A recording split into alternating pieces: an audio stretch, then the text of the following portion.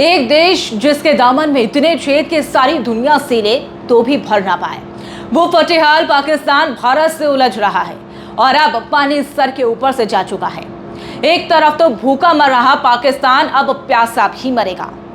इसके अलावा भारत अपने लोगों पर चली एक एक गोली का बदला पाकिस्तान की छलनी बनाकर ले रहा है। पाकिस्तान ने पहले पहलगाम वाली नापाक हरकत की और उसके बाद भारत के बीएसएफ का जवान और अब गोलीबारी की। कुल मिलाकर पाकिस्तान अब नहीं बचेगा। नमस्कार, मैं हूं मनीषा पाटीदार और आप देख रहे हैं जी भारत का डिजिटल प्लेटफॉर्म। तारीख थी 24 अप्रैल। रात के अंधेरे में एलओसी के उस पार से एक आवाज आई और फिर गोलियों की बौछार। ये सिर्फ गोलीबारी नहीं थी, ये एक मैसेज था और भारत ने उसी भाषा में जवाब दिया। जिस समय देश पहलगाम के आतंकवादी हमले के घावों को उभारने की कोशिश कर रहा था, उनसे उभरने की कोशिश कर रहा था, उसी वक्त पाकिस्तान की तरफ से फायरिंग की गई। रात भर एलओसी पर गोलियां चली। पाकिस्तान की कोशिश थी भारतीय सेना को भड़काने की, लेकिन इस बार भारत चुप नहीं रहा। जवाब सीधा, सटीक और संगठित था। सेना के सूत्रों के मुताबिक भारतीय पोस्ट्स ने न सिर्फ जवाबी फायरिंग की बल्कि पाकिस्तान की कई पोस्ट्स को पूरी तरह से टारगेट किया। 22 अप्रैल को पहलगाम में हुए आतंकवादी हमला भारतीय सुरक्षा के लिए एक लाल संकेत था। इस हमले में 26 निर्दोष नागरिकों की जान चली गई। देश का दिल दहल गया। प्रधानमंत्री नरेंद्र मोदी ने उस वक्त साफ कहा, सिर्फ जवाब नहीं, अब हिसाब होगा। प्रधानमंत्री अपने विदेश यात्रा बीच में छोड़कर देश लौट आए। गृह मंत्री कश्मीर पहुंचे। पूरी सुरक्षा ढांचे को अलर्ट पर रखा गया। एक्शन शुरू हो चुका था। 23 अप्रैल की शाम प्रधानमंत्री आवास पर बुलाई गई सुरक्षा मामलों की उच्च स्तरीय बैठक CCS 5 पॉइंट एक्शन प्लान बना और देश ने देखा कि इस बार भारत सिर्फ लाइन ऑफ कंट्रोल तक सीमित नहीं रहेगा बल्कि कूटनीतिक और आर्थिक मोर्चों पर भी पाकिस्तान को झटका देगा। भारत की कार्रवाई के जवाब में पाकिस्तान में हड़कंप मच गया। प्रधानमंत्री शहबाज शरीफ ने फौरन नेशनल सिक्योरिटी मीटिंग बुलाई और भारत के कदमों को एक्ट ऑफ वॉर बताया।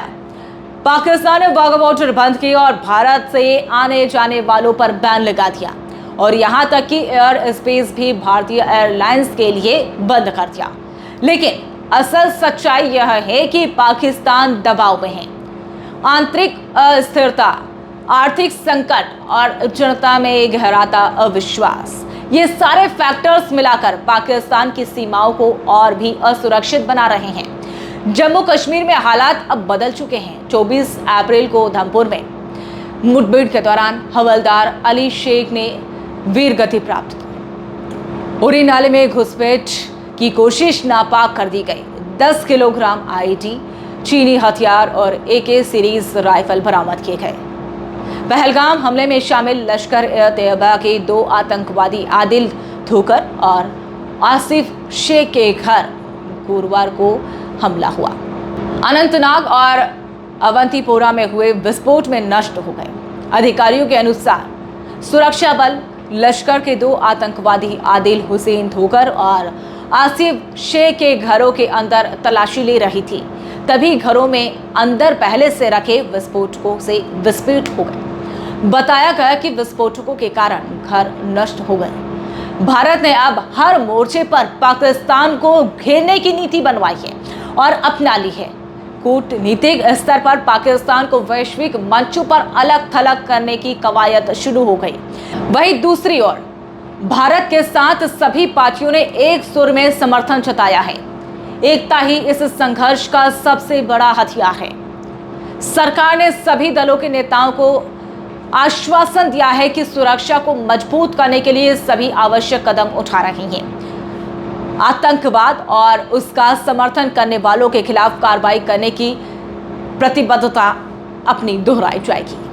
अधिकारियों ने बताया कि पहलगाम हमले का उद्देश्य क्षेत्र में शांति को बाधित करना था, विशेषकर ऐसे समय में जब जम्मू कश्मीर में आर्थिक विकास और पर्यटन में सुधार हो रहा था। हालांकि सरकार ने बैठक के दौरान आतंकवाद के खिलाफ अपनी योजनाबद्ध कार्रवाई का विशिष्ट विवरण नहीं बताया और विपक्ष ने इस पर भी जोर नहीं दिया। लेकिन पाकिस्तान का अंत अब निश्चित है। सीमा पर गूंजती गोलियों के बीच भारत की नीति स्पष्ट है। शांति की पहल एक बार होती है, लेकिन जवाब हर बार होगा। आतंक के सौदागरों को यह याद रखना होगा, भारत अब बदल चुका है।